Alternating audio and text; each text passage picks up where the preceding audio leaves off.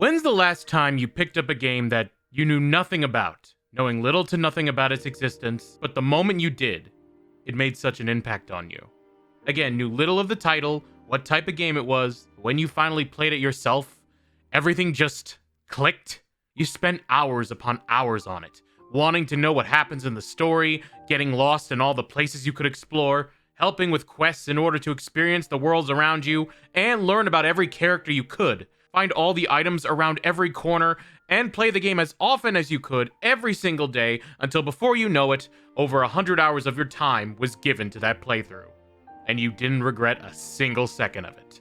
A lot of games come to mind for sure, some from the past, others maybe this past year with Tears of the Kingdom or even Baldur's Gate 3. But for me, I experienced that game in 2015 and again in 2020 and 2021. And that game was Xenoblade Chronicles.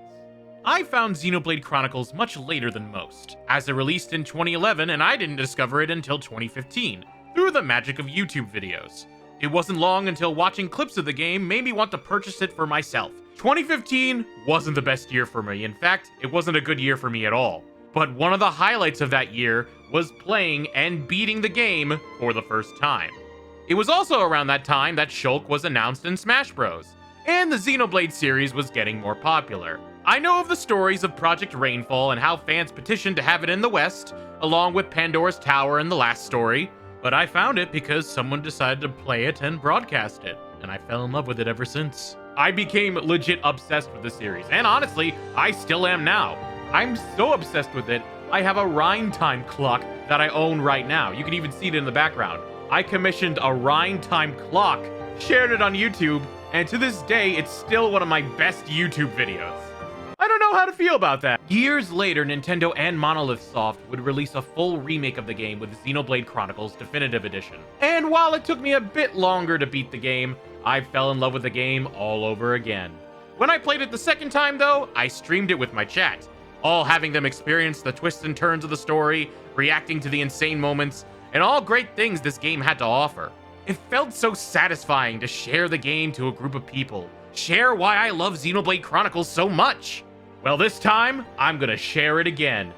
Because maybe if I talk about it today, someone, maybe at least one person, will give the game a try. I do want people to play the game for themselves, so there won't be many big spoilers. There will be something very early game that will be spoiled, within the first hour or two to be exact, but it really adds context to the story, and they mention it in the trailers, so I'm gonna say this one's safe. But just in case, I'll put a timestamp in the video when the time comes. Other than that, no huge spoilers. Also, I'm not going to talk about Future Connected today. One, because spoilers, and two, I like to make a video talking about all the Xenoblade Chronicles DLCs in one video. So, we're not going to talk about Future Connected for quite a while. So grab your Monatos and get ready to time your rhymes. This is Xenoblade Chronicles. The game starts out with two titans, the Bionis and the Mechonis, fighting each other in an epic battle.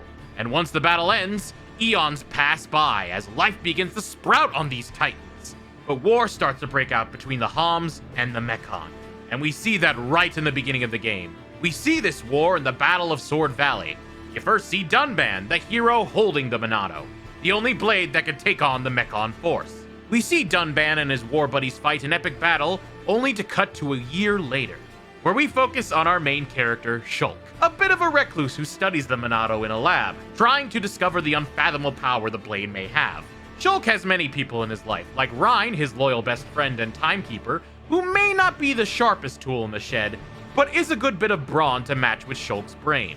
Dunban, who survived the fight against the Mechon, sacrificing his right arm, Dixon, Dunban's war buddy and basically Shulk's father figure, and Fiora, Dunban's sister who, while caring for Shulk, can be headstrong when it comes to protecting him, all while being charming, clever, and fun. They and others lived in Colony 9 for a year, living day to day, wishing that every day could be peaceful. But it couldn't. So this is the only spoiler I'm going to be talking about in the game. If you want to skip it, the timestamp right here. If not, well, you'll learn the moment I fell in love with this game. The Mechons start to attack Colony 9, led by a particular faced Mechon with sharp, piercing claws. The town overridden by robots attacking the citizens. Dunban tries to use the Monado, but it's too much for him. Shulk then takes the Monado himself, and not only wields it like a pro, but discovers he now has the power to see the future. While they try to beat the Mechon left and right, it wasn't enough. Many people in Colony 9 lost their lives. Destruction happened all around the place. The Monado had little to no effect against the faced Mechon, and Fiora, while trying to take on the faced machine, was killed right in front of Shulk's eyes.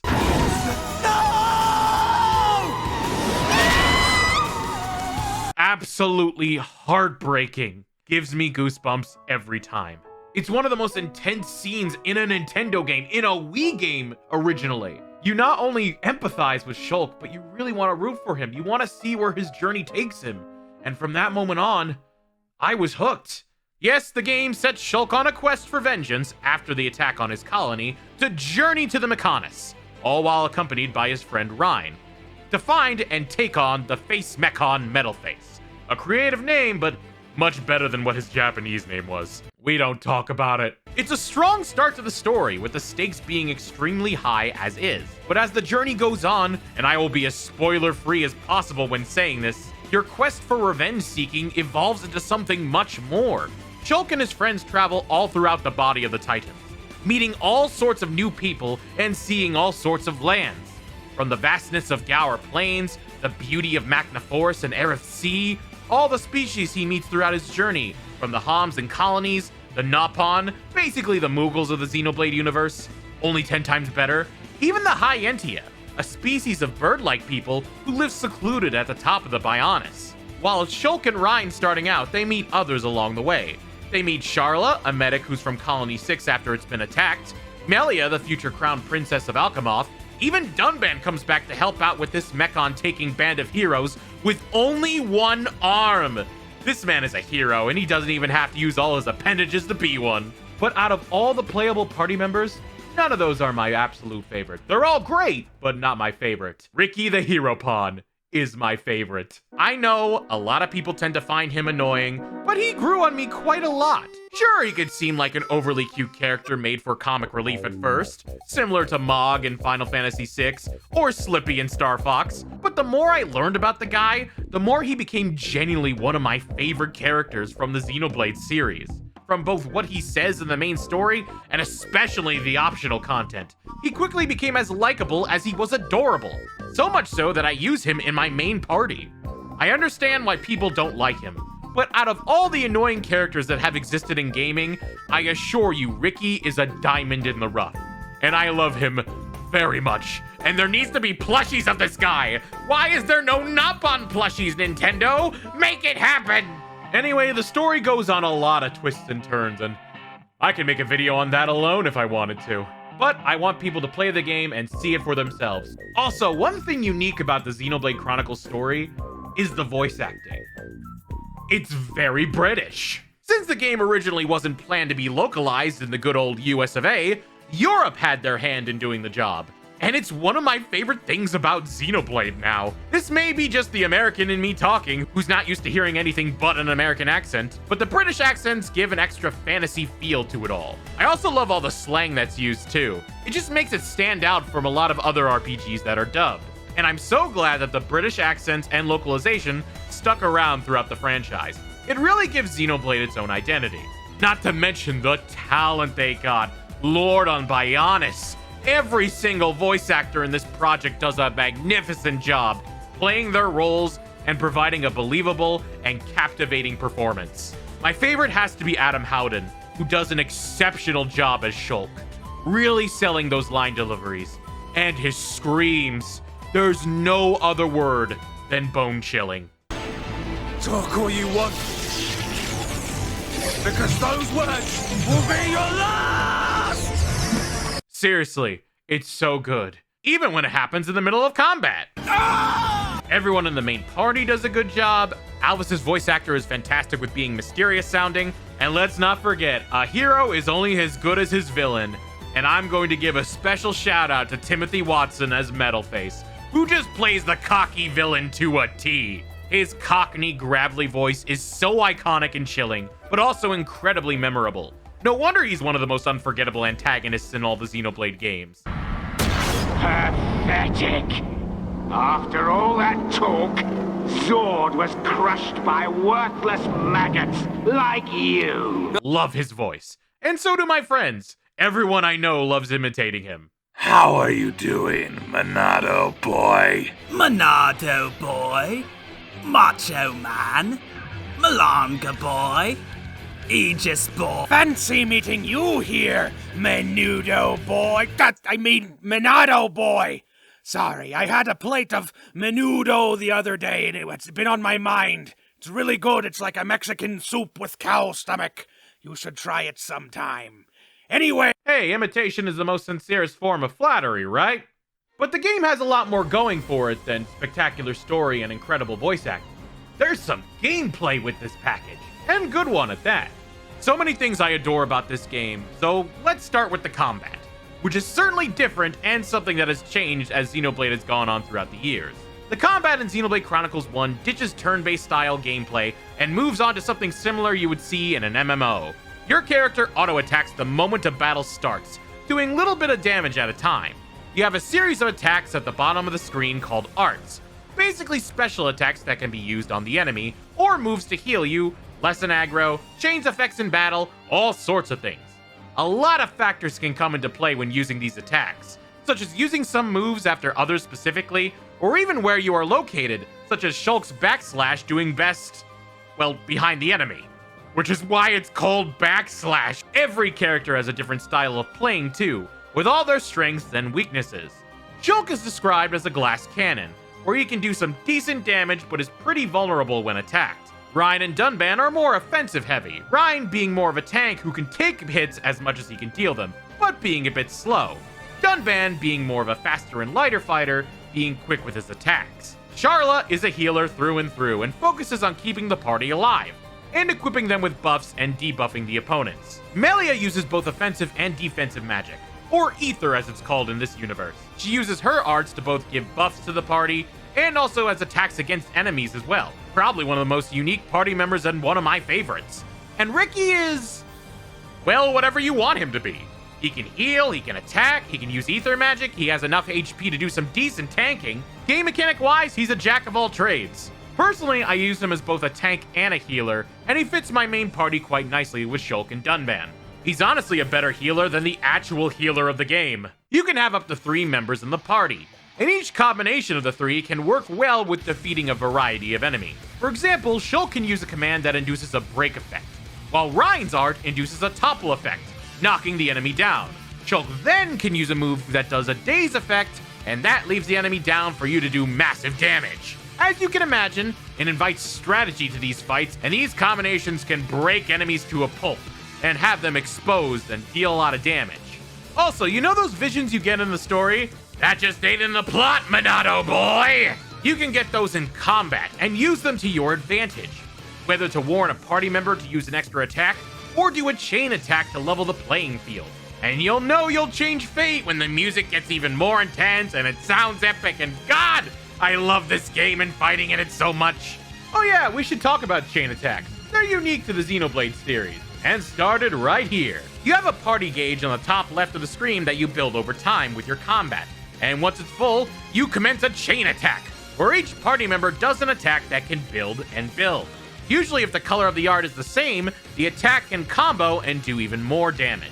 And with enough attack combos, you can do an absurd amount of damage, especially if you can attack more than 3 times. I really enjoy the system here, as it feels satisfying to get a good combo going and do great amount of damage. And I always want to try and best my score at the end. It's not a perfect system, as sometimes party members won't be able to use some of their moves. A certain party member may not even be able to attack because of a cooldown mechanic that they have, Sharla! But I love it, and I love the combat system just as much. Again, it has flaws, especially with the AI. Sometimes your party members don't want to use the arts you want them to. You'll hit break a Shulk, but Rein just won't topple for whatever reason. Why are you doing this, Rein?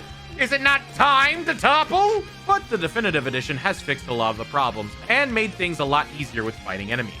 And we haven't even talked about my favorite thing about the combat, the battle quotes. Yes, one thing common with the original and the Definitive Edition is the battle quotes, where characters will say a bunch of stuff while they are fighting. And each character certainly has a lot of them, with your characters yelling all sorts of quotes and iconic phrases that are perfect for fighting and memes. And I get it, it's not for everyone. For a lot of people, it can be overwhelming and sound like...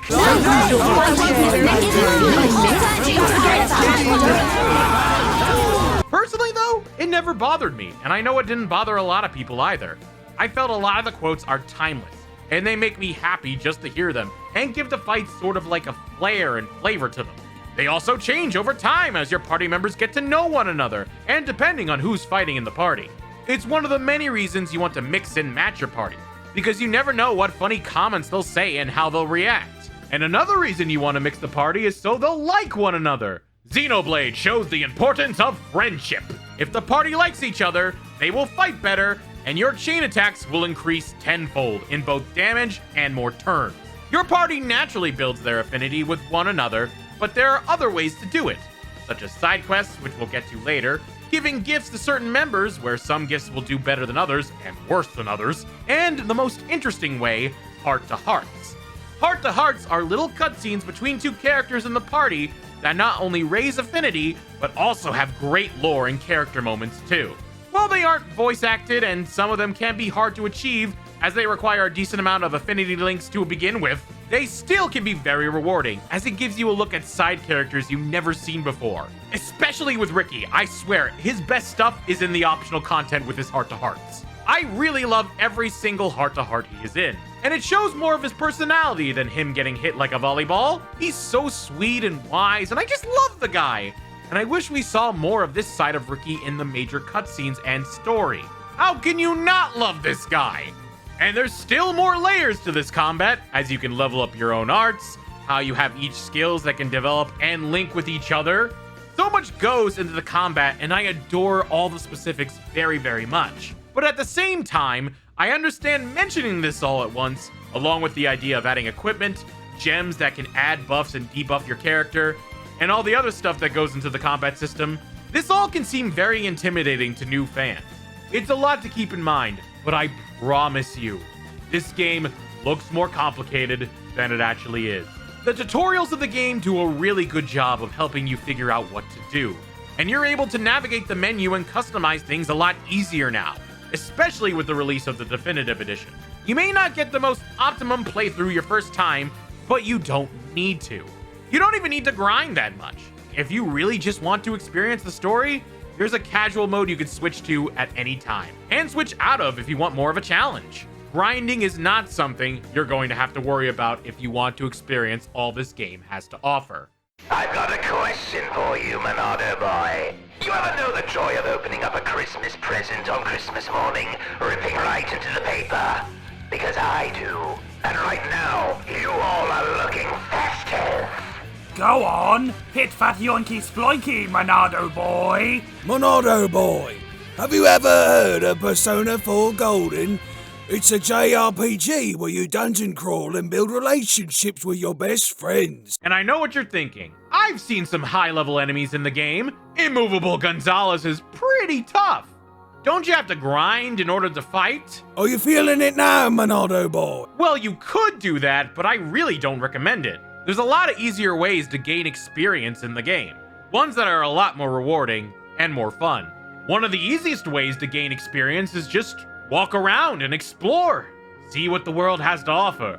Venture forth, if you will. Indeed, you get experience just from seeing different locations.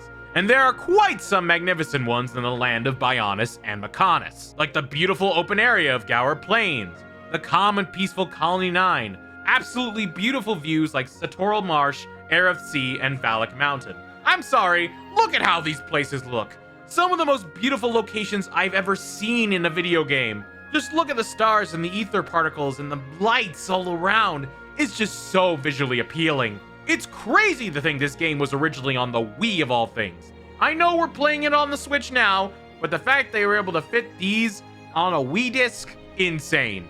And again, you get experience just from going to these places. Just wandering around to your heart's content.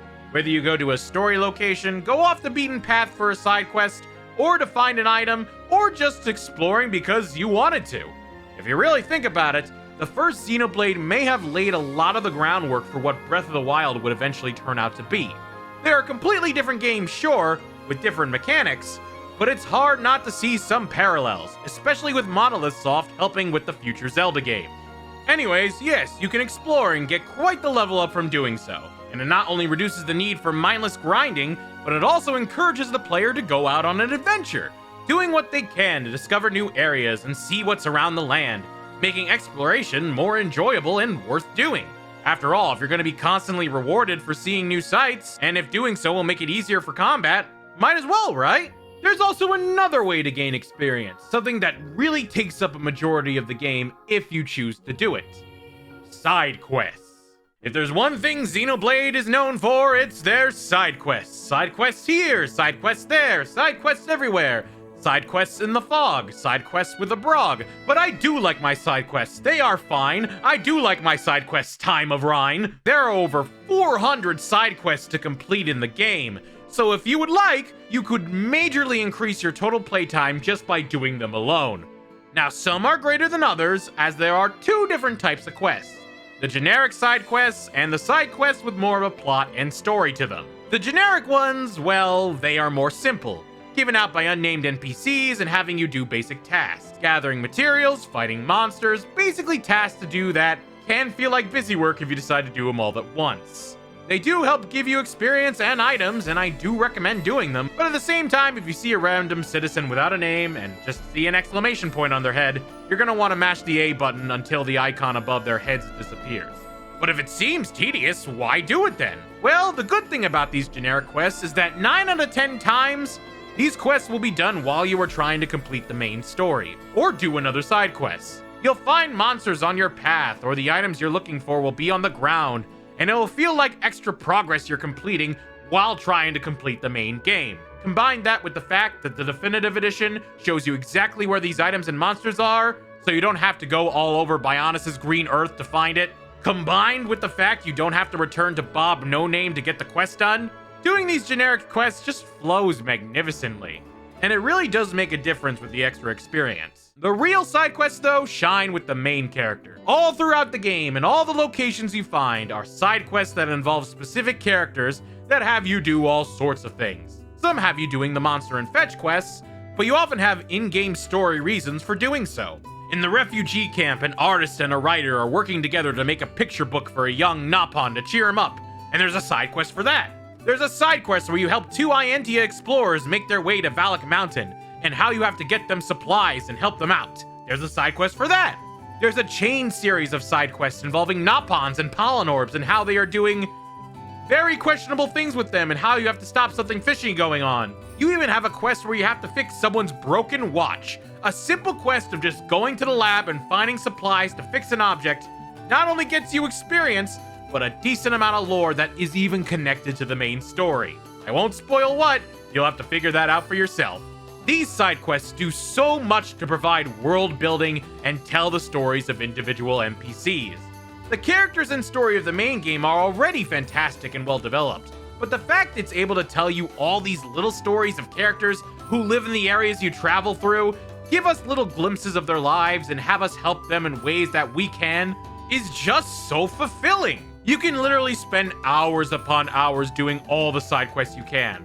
Meeting new people, which helps increase your affinity chart, a chart in your menu where you see how everyone relates to one another and gets along with each other, raise your affinity level in each area, and more side quests open up.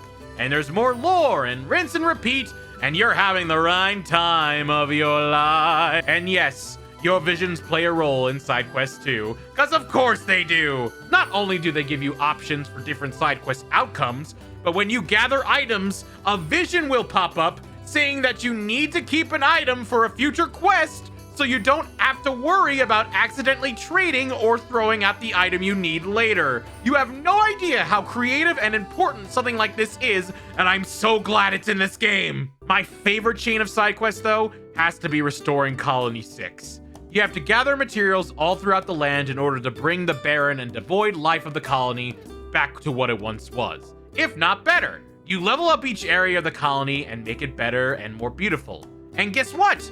Once you restore the colony, more side quests can open up. You can even recruit people from other places to be part of Colony 6 and do side quests for them once they get there. It really turns into a sort of main hub of the Xenoblade world, And the more you put into it, the more you get out of it. Hours upon hours more of side quests! Who could ask for anything more? I will admit, it can get a bit overwhelming to do all the side quests at once. You gotta pace yourself. You don't want to do too much and burn out. Especially when some characters can give up to 5 side quests. What do you mean you want another quest, Zazadon? You lazy volleyball? I sparking swear on Bionis! It makes this whole living world on these titans feel more alive. And I really enjoy doing these side quests a lot. The more you interact with the world, the more it changes with you. You feel a sense of progress. It's really nice. Again, completely optional. You can just do the main story if you want. But I really feel like the side quests really add to a Xenoblade game. And you're truly not experiencing the full game without it. And it sure beats grinding against a bunch of monsters. I'll take this over that any day. You puny homs will never have the mech on the riz that I possess, Monado boy. The Monado can't hurt me, Monado boy. In fact, the only thing that can stand a chance against Metal Fates is the power of the Monado.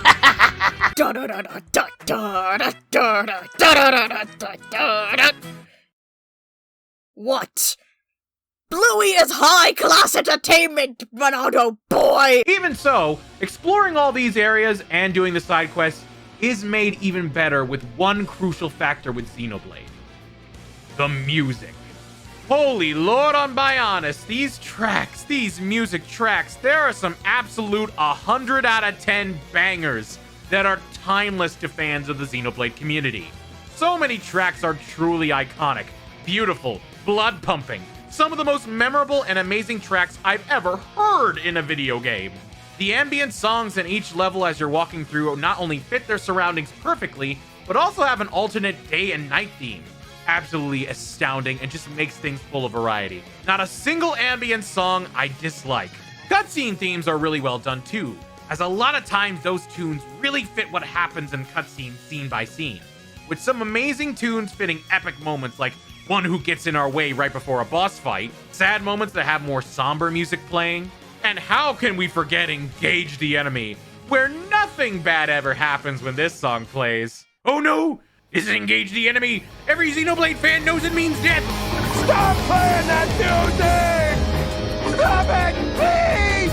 I'm begging you! The music really adds an extra punch to the cutscenes, the levels, and the battle theme. And some of the remastered tracks sound even better than they were before. And the battle themes go absolutely hard. If you're looking for music to get you ready to face on monsters of all kinds with a red glowing sword, Xenoblade Chronicles has you covered. There aren't too many battle themes, but again, like the rest of the soundtrack, they feel heart-pounding and get you extremely hyped up. Really increases your motivation. I am literally listening to them right now as I make this script, and writing a script has never made me feel more powerful. You Will Know Our Names is a series staple that plays whenever you run into a unique monster. And it's such a great theme that makes you feel one of two ways. The first way to feel is, oh god, what is chasing me? I'm about to die. Or, feeling number 2, alright buddy, it's you and me, let's get it on! And you're ready to kick the ether out of whoever gets in your way. I love this song so much, and Xenoblade would not be the same without its soundtrack. There's a lot of things I could continue to go on about Xenoblade Chronicles. Even the little things. This game is huge. Isn't it a pain to backtrack to and from? Not with the power of skip travel, where you can instantly travel to landmarks you've already been to. Waiting for the right moment for an enemy or item to appear at night? You could just change the time whenever you want, just from the main menu. Having trouble finding an item in a quest? You can select a quest, and then it will tell you where to find what you need on the bottom of the screen, and you can use your mini-map to look for it. Not sure what equipment to wear? You can sort it however you like. Want the best equipment but not a fan of how it looks with the characters or thinks it looks ridiculous in a cutscene? You can have them wear certain clothes in appearance and have the better equipment on despite appearances. So Dunban can wear swim shorts in Valak Mountain and be just fine. That's Dunban over there! There are so many conveniences in Xenoblade Chronicles that take the annoyances out of a lot of RPGs and just makes them irrelevant with a few changes. Things that were added with Definitive Edition or stuff that's been in the game since the beginning. It's so easy just to go to the main menu and change something whenever I want in my control, just so I can get a quest done more easily in game, or just teleport to a designated location so I don't have to walk all the way back. It makes things so much easier and encourages me to play the game more. And especially for someone like me who gets lost easily, I greatly appreciate all the help I can get. The only thing that can get a tiny bit annoying is weather effects, as the only way to trigger storms or meteor showers is to just change the time frequently and hope for the best, which can be tedious when having to deal with certain monsters or items that only spawn at that time. But again, very nitpicky. I feel like I've been going on and on about why I love Xenoblade Chronicles almost too much. But truth be told, I go on about this game because it truly means so much to me. When I discovered this game nearly 10 years ago, it truly made such an impact on me. I grew to love all the characters. I was impressed by not only the technical marvel that it was, but also how it completely changed gaming for me with all its innovative ideas and convenient ways of making the game more enjoyable. Combine that with some magnificent gameplay, some incredible music, twists and turns to a story that I did not see coming, made this a truly unforgettable game for me. A game that I adore with all my heart, and I could go on and on about why I do so. A game that even though made such an impact on me, I don't think I would have given it a chance if someone had not shown it to me. So while I made this video because I want to show my passion for Xenoblade, maybe, just maybe, someone who's watching this will want to play this game for themselves. I know it's a bit of a commitment, a lot of hours, and I know there are certainly so many games in people's backlogs, but if there is one game I recommend people try, it's Xenoblade Chronicles Definitive Edition. In my opinion, it's the best way to start the franchise, and an incredible journey that every fan of JRPGs should experience at least once. And from what I can see, a lot of people are. Since the third game was the most popular, a lot of people are trying the first one right afterwards. Heck, Harry McIntyre, the voice actor for Noah for Xenoblade Chronicles 3, has already started the game by the time I'm making this video. So a lot more people will be introduced to the game. I really want more people to give this franchise a chance. And I want its fandom to continue to grow. And it means a lot to me that more people get to experience the joy this game has. Seize your destiny, take fate in your hands, and be sure to give Xenoblade Chronicles Definitive Edition a chance. And I'm sure you'll see good things in your future.